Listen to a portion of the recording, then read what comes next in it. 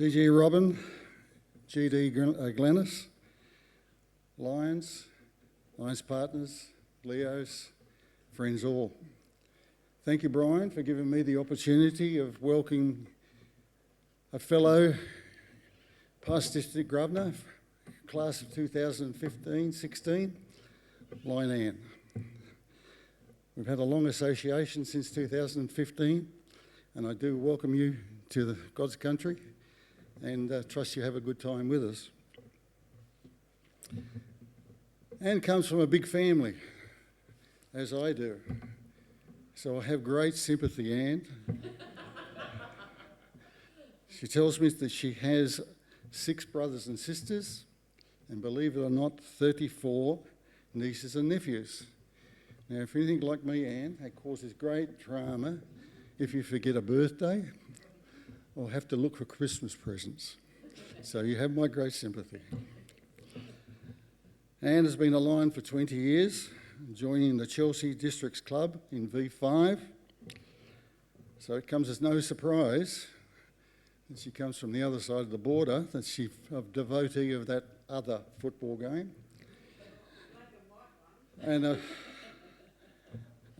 she's preempted me. She's a supporter of the Magpies.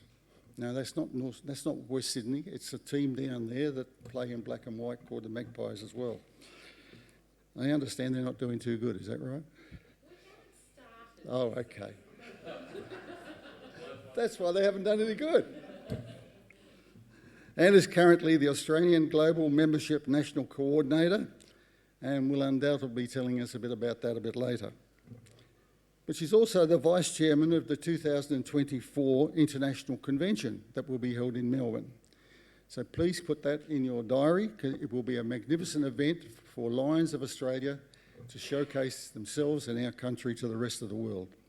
If anybody's ever been to an international convention, they know it is probably one of the highlights of going to Lions conventions. A recipient of many awards, including the very prestigious Melvin Jones Fellowship, the Donna Owen Leadership Award, Melvin Jones, Ian Stockdale, and has international awards in both leadership and service. Anne is a member of the Lions Club International Faculty Development Institute and is a certified instructor in that program. Passionate about reading and literacy, Anne is a board member of the wonderful Lions 123 Read Me program.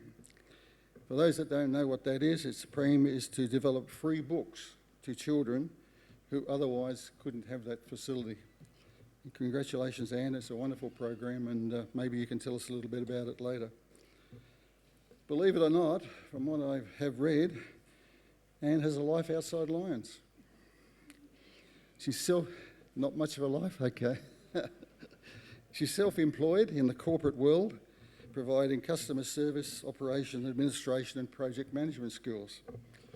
She has found that managing large teams in this position has given her the belief that through leadership, training and tolerance, all things can be achieved with great outcomes.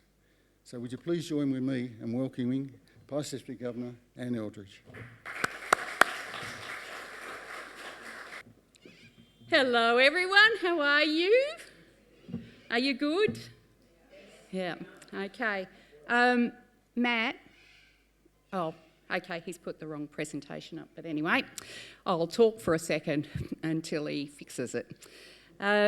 Yes, I think Peter and I were, it's the other presentation, Matt.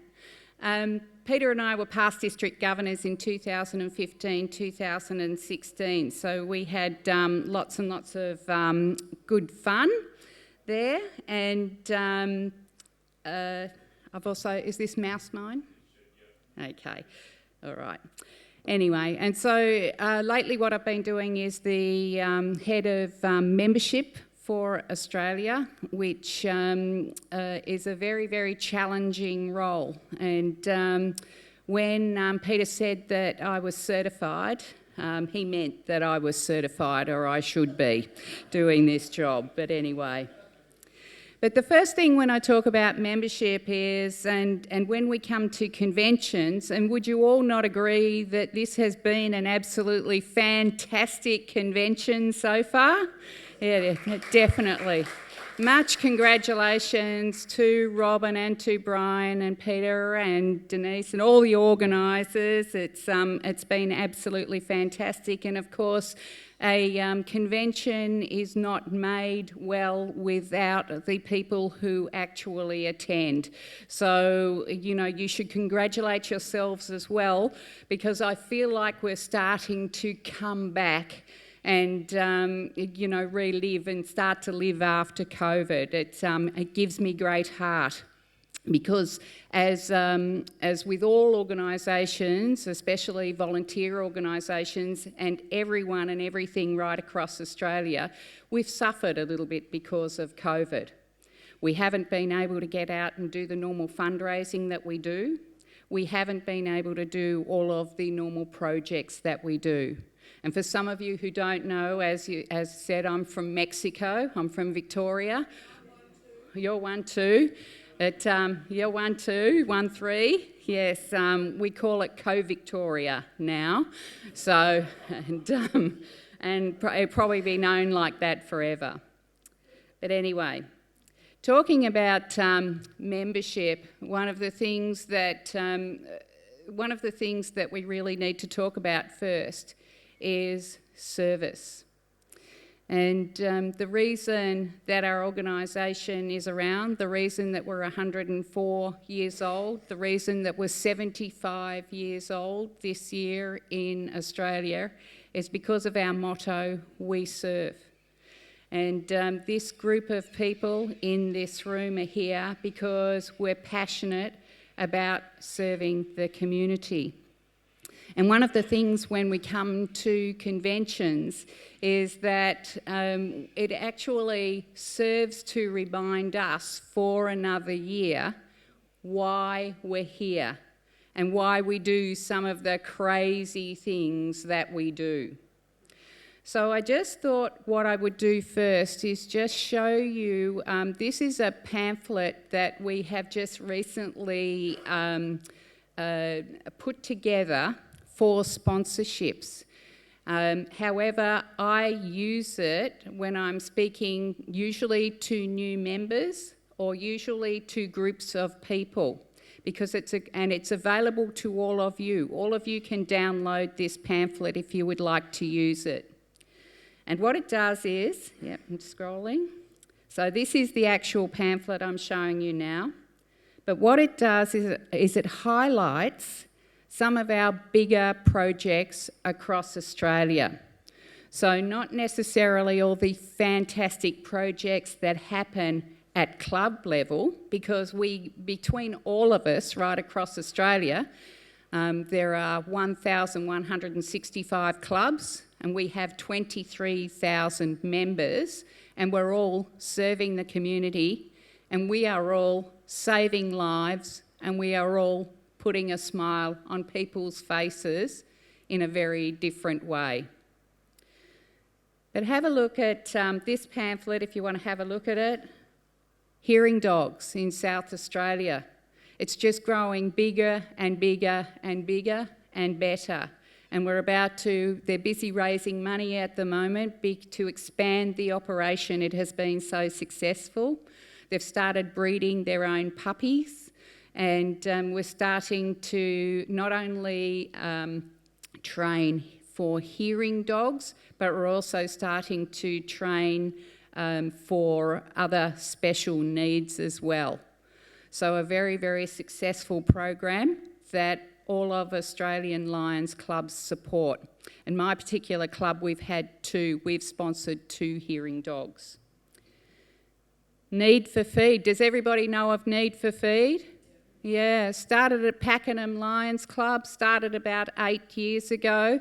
It has put Lions on the map in some ways, or maybe disasters have put Lions on the map in some ways, because Lions Need for Feed has responded to that.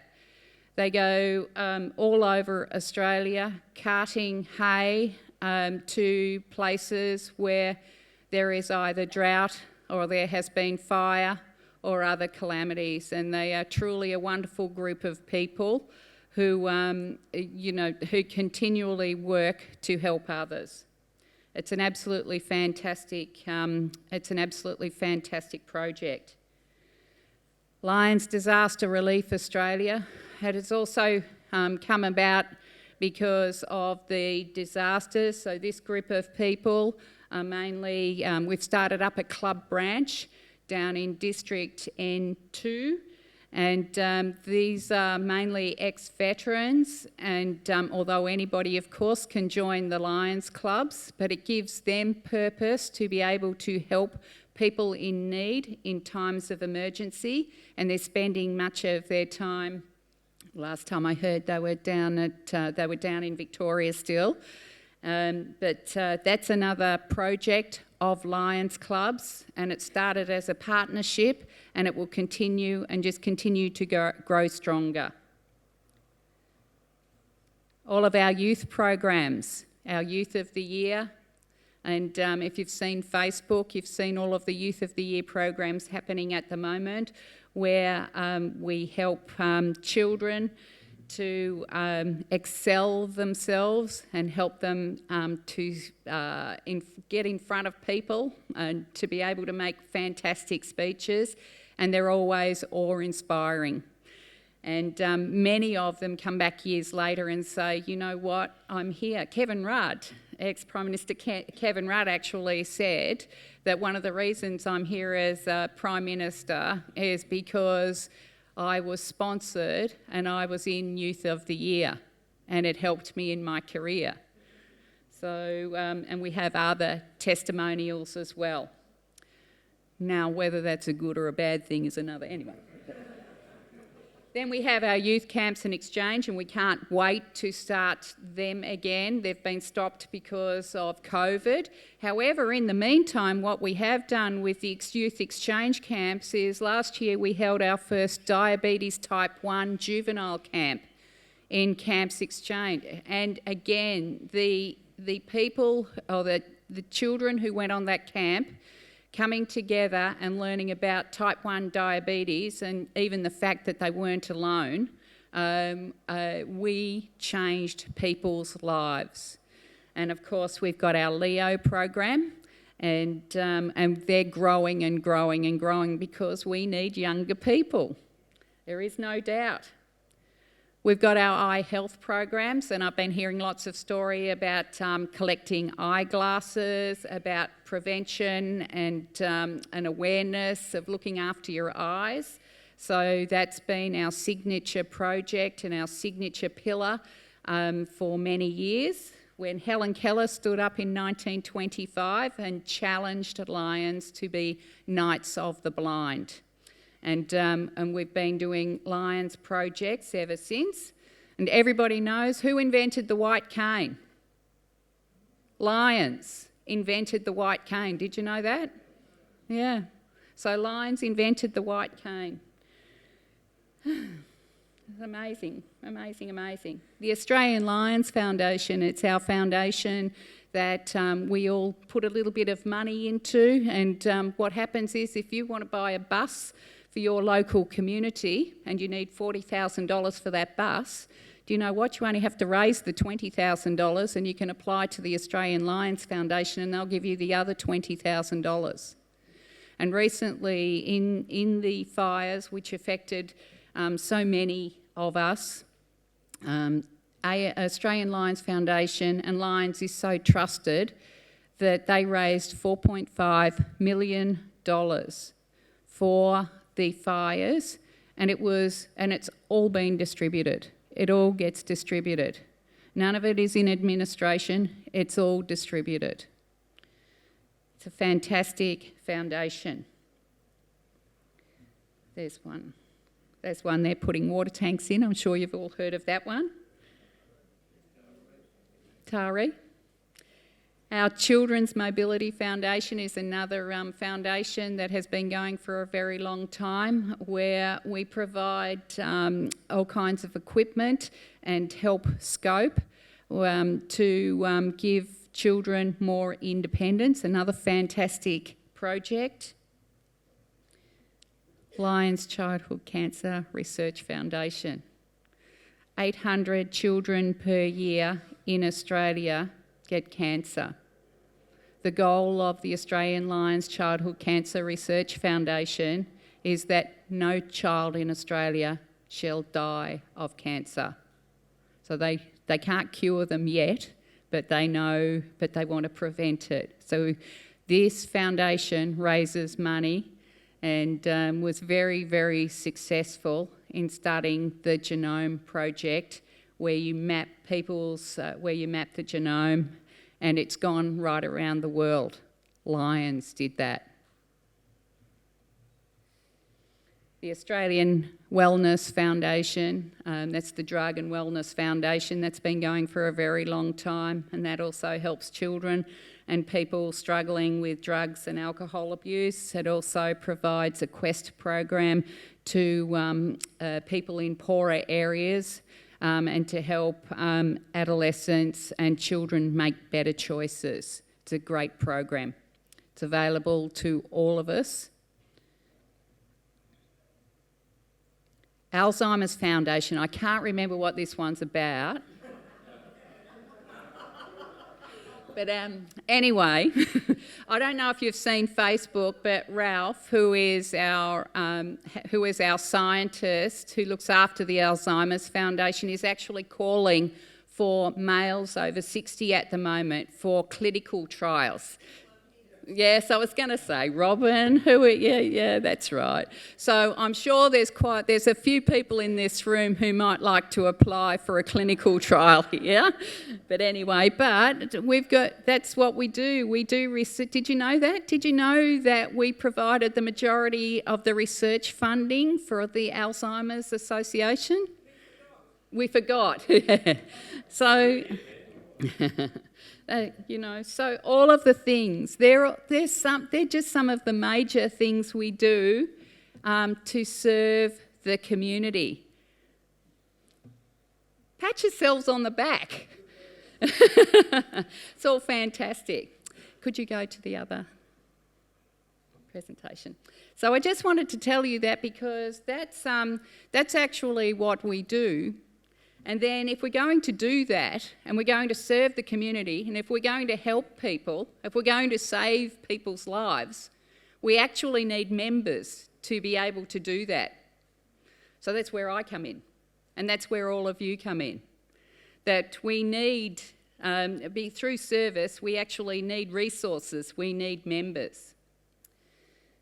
And one of the things that's happening in our Lions clubs at the moment is that I think that we're struggling a little bit, and it may be a little bit of COVID, but COVID may have preempted a little bit more things that are happening, is that all of a sudden we look around in our Lions Club, in our particular Lions Club, and Lions is made up of our Lions Club and it's made up of our members, and we're looking around and going, geez, I think we've got a problem. What are we going to do about it? We need some help. We need to actually do something. I've just looked around and 4 of our people have gone, and we haven't got enough people to actually do our projects. Or 2 people have just passed away, and we knew that they weren't well, and we knew that they were going to retire, but we didn't go out and we didn't get any more people. Oh, okay, we've got the council, and they've come to us and knocked on the door because they trust us so much and they want us to do this really big project. We haven't got enough people to do that project, but it's the project that the community would like us to do. So one of the things today that I want to talk about is just the fact that one of the tests of leadership is the ability to recognise a problem before it becomes an emergency. And I think what happens is that sometimes we look around and we go, what happened?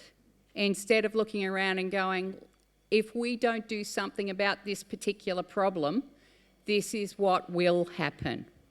Okay? the gentleman also said, telling a teenager the facts of life is like giving a fish a bath. I still think he's got a pretty good sense. He's got some wisdom there as an American author. So anyway, I looked him up yesterday. He's got a whole heap of different and strange quotes. This one was probably the best. So as I was saying before, I think sometimes our organisation is reactive instead of proactive. Would you all agree with that? Yeah. You know, I go back to what I was talking about before with the disaster relief and the need for feed. And I think the best times that Lions are actually proactive is in times of disaster. If we heard a bell ringing now and all of a sudden we saw smoke, I guarantee that we would probably all be standing up, someone would be making a phone call, somebody, the McLean barbecue trailer would be getting hooked up to a car, even as we speak. We would be dashing off to make sure that it's all right. If it was a disaster, we would be geared up and ready to go very quickly. That is what we do best. We actually support in disasters. We're well known for it. But as for the other things, sometimes we're not so good at doing those other things. Sometimes we're not so good at the administration things. Sometimes we're not so good at making sure we've got enough people ready for that disaster. So what do we do about that? So has anybody heard of the global membership approach? Okay, the boss said everybody should have, but anyway. So the global membership approach is a little bit of what I'm going to tell you about today. And that is, it's an approach, there's nothing new about this, okay? It's a membership approach, and it's kind of come out of LCI, Lions Clubs International, and they started it as a trial in 2018 in the USA and Canada, and in 2020-21 they decided to trial it in Australia. And 2 districts were chosen for the trial because they were our best, I considered them our best districts in Australia. One of them was 201V3 in Gippsland in Victoria, and the other one was 201N1 in New South Wales, where you play funny football. Okay, so in other words, this district, your district, is in trial at the moment for the global membership approach. And the aim of the global membership approach, and it's decided to roll out across the world. Okay, so the other thing is that whilst your district is in trial at the moment on behalf of Lions Australia, the 756 districts around the world are now picking this program up and are starting to work with it from now for the next 4 or 5 years at least. The idea is to rejuvenate districts with new clubs, to revitalise clubs with new members, and to remotivate members with fellowship and exciting service. So that's the idea of the global membership approach. Because if we don't grow and if we don't continue to bring in new members, bring in new clubs, we won't be here. Our organisation won't be here to do all of those fantastic things that we're renowned for and that we're trusted for. You know, so we need to do something. We need to do this piece of work as well. So there are 4 different meetings that each district is having at the moment. So they build a team. In other words, they get a strategy group together. And the next, and have a meeting about, okay, what are we going to do? The next is to build a vision. So in Build a Vision, what they do is they actually work out a 5-year strategy plan, and then they do a SWOT analysis. And a SWOT analysis is, I'm going to have a look at our strengths and our weaknesses and our opportunities and our threats.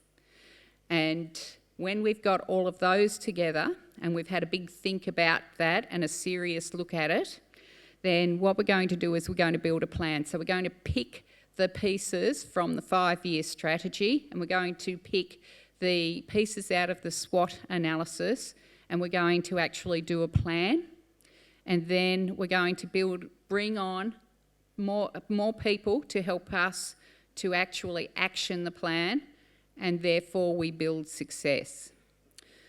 So that's basically the start, and then on the 1st of July, when the new or the 28th of June, when the new Lions year starts, then the action plan starts.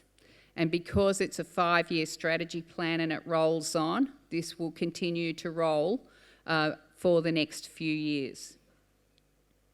So that's an example of our organisation chart, a typical organisation chart. If you have a look, you've got a GMA support team leader. We have the district governor, who's the head of the team, and we have a GMT coordinator or a support person, a leader for the global membership approach. And then it's broken down into 4 groups, and depending on what the different plans are, then depends upon how many people you recruit into the district to actually grow the plan. This is an example, and remember we're doing this in Australia as well as the rest of the world. So we're doing this in 19 different districts. So, and they've all done their 5-year strategies now. So this is an example of a strategy. So this is so I asked the question, where do you want to be? Where does your district want to be in 5 years' time? Where do you want Lions to be in 5 years' time? And so this group came up with, we are motivating and encouraging clubs to complete more service in the community. Now we say that because do you know that we've got some Lions clubs and they're not actually performing service? Did you know that? Yeah, so this district is pretty good, but has anyone ever heard of a knife and fork member or a knife and fork club? Yeah, they're just turning up and they're just coming for dinner. You know, they're coming for dinner and they're having something to eat and they're having a chat. Well, you know what? There's a thing called Probus. And that's you could actually join Probus if you wanted to do that. But when you join a Lions club, it's service to the community. So one of the things that we need to do is make sure that all of our Lions clubs are actually performing service. There is more cooperation between clubs, and that's this particular district. So they're all different in all different districts. And if you go down to club level, all of these strategies will be different. So this one, there's more cooperation between clubs, because what happens when you're doing a service activity and you get 1 or 2 or more clubs together? Yeah, you get lots more people, more excitement, more fun, more fights. No, anyway. We have younger people in the district and the average age is reduced. So that's one of the strategies that we'll look around the young people in the crowd today, and in 5 years' time they're going to be even younger. They're going to be in nappies. We've increased the number of members in our smaller clubs. We've motivated our existing clubs to open new clubs. And just a statistic for you, so I had a look at the number of clubs in Australia in February 2018, and we had 1,200 clubs. Today we've got 1,165. So in 3 years we've lost 35 clubs. So, you know, and yet our population is growing. So we need to expand our footprint. We have increased the number of clubs in the district. The gender mix is different. there are more women in leadership roles in the district, and 80% of the people that are on cabinet are new. Okay? Do you want to have a guess at which district this strategy belongs to out of the 19 districts? This district. There you go. So that's the 5-year strategy that has been devised for this district. So it will get tweaked every single year, but that's what this district is striving for. What do you think? Yeah, excellent. Okay. This is an example of a SWOT analysis, just to explain to you a little bit more. So what we do is you have a serious look at what our strengths are, and we've got many strengths in our district. The people is a strength. Our actual members are a strength. Our brand is our strength. The number of fantastic projects that we have is a strength. We have a few weaknesses as well. And so it's very important to actually understand and recognise our weaknesses, because only when you understand them and you realise them that you can do something about it. We have lots and lots of opportunities. There are many opportunities in Lions and to serve the community and to help more people. But there are also some threats. Everyone's really good at naming all the threats. Some people say in other districts, turn around and go, men's sheds are a threat. And I go, no, they're not a threat, they're an opportunity. Just go and either partner with the men's shed or go and open your own men's shed. But anyway, there's always, so if you understand them and if you can actually talk about it honestly, and if you think about what is going on, then and only then can you do something about it. Because sometimes what we do is we travel down a path and we just keep going, and yet we don't realise we're travelling down the wrong path. And we actually need to fix some stuff before we start travelling down the right path. Then what we do is we have an action plan, and the action plan is derived from that SWOT analysis. And with that always comes goals. And one of the things, if I just go back to the 5-year trend, is that these should be measurable. In other words, so if you've got a 5-year strategy, you should be able to say, well, I know what it is today, and so I will be able to measure it in 5 years' time. It's no good having a strategy if you can't measure it.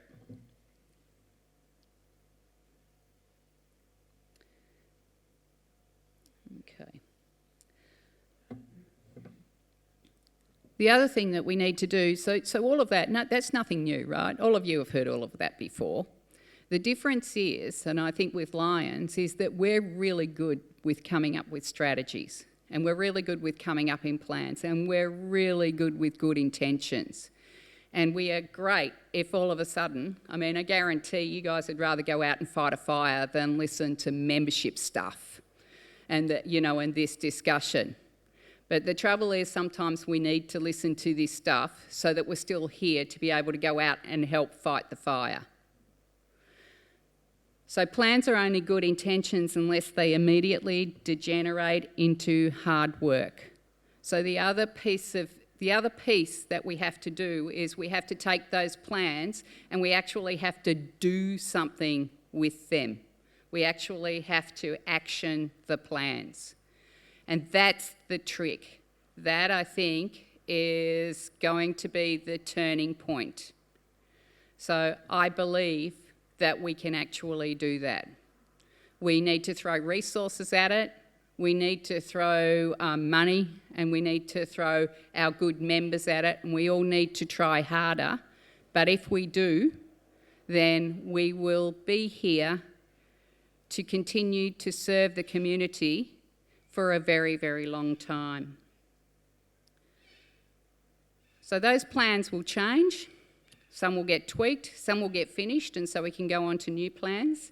But so the plans will always be succeeded, and they will always be progressed. And the other trick here is we need to make sure that we communicate that. And at a district level, you would communicate it to all these different people on the screen, and build a communication plan, and then track your results. So the bit here that we haven't done yet, and the bit that I want to challenge you with today, is to actually challenge you to actually do the same thing. Actually, I said that about 5 times, at least I didn't say but or are. Yeah, I just said it. Is to go back to your club and do a plan for your club. Do you think that you could write a 5-year strategy for your club? What do you think? Yeah, I can see some nods. Do you think that you could go back and do a Swot analysis for your club? That you could get your members in your club together, and you could actually say, I want us to sit down and take a good, honest look at our club. And I would like us to work out what our strengths are, what are our weaknesses, what are our opportunities, and what are our threats. And when we have that big debate in our club and we work out, and you'll be surprised because A, sometimes you don't think about it, but B, you learn what other members in your club are actually thinking. And when you do that, then you can understand, oh, okay, every year we've been doing this, this and this. We have to stop doing that right now. We actually have to do something about this immediate threat we've got, or we have to do something about that opportunity we've got. So I'm challenging you that whilst every district in Australia and indeed in the world is doing the global membership approach, I am challenging every club to go back and actually do the same. It'll help, definitely. So working out where you want to be in the future, putting a plan together, actioning that plan, and communicating and celebrating successes. The last one's the most important bit, to actually celebrate the successes. So, and are we all doing that? Are we all having fun in Lions? This weekend has shown that we've been celebrating successes. When we help the community and when we go out and do the barbecue, are we sitting down afterwards and we're having a couple of sherbets? Are we playing music? Are we doing social activities? Because that's all part of being a team and having fun as well. And if that's not on your SWOT analysis, when you do this club activity, it should be. Now, some of you are saying, I don't know if we've got the people in our clubs to be able to do this, or to help with this, or this is a bit too hard, or maybe we need somebody from outside our club because it'll end up in biffo if we start doing it. I don't know if that'll happen or not, but anyway. But where you can get help is from other clubs. You can get help from your zone chairperson. You can get help from your district team. You can get help from multiple district and Lions Club International. And I mean, and I take lots and lots of phone calls, but there's the websites and there's all the information that is available as well. So not necessarily the people, but the resources that are available. You have your global membership team that you can call upon.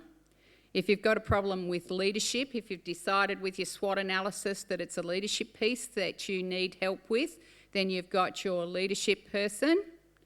and you've got your service chairperson if you decide, you know what, really we need to revive the service activities that we do. You've also got your project chairs that are attached to district, and it might be again that you want to do some promotion. It might be near Christmas time and you want to promote Christmas cakes. You talk to your Christmas cake chairperson. And there's also PR. If you've got a PR, and I believe you definitely got a PR chairperson in your district.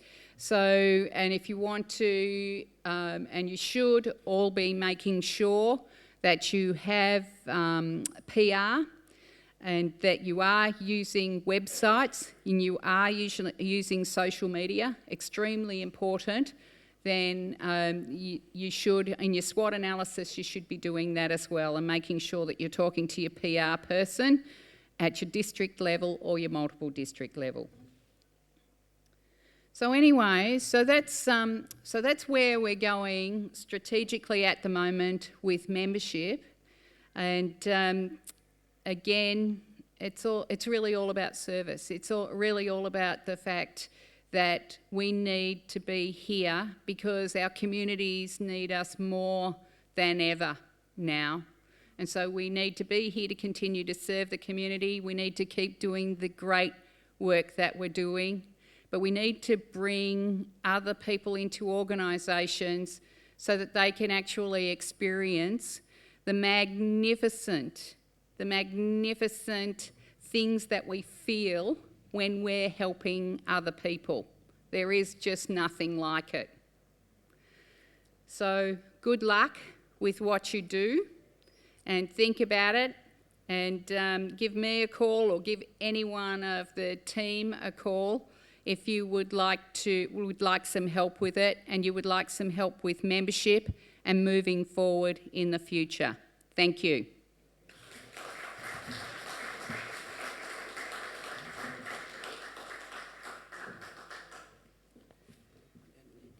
Yep, okay. All right. Thank you, Anne.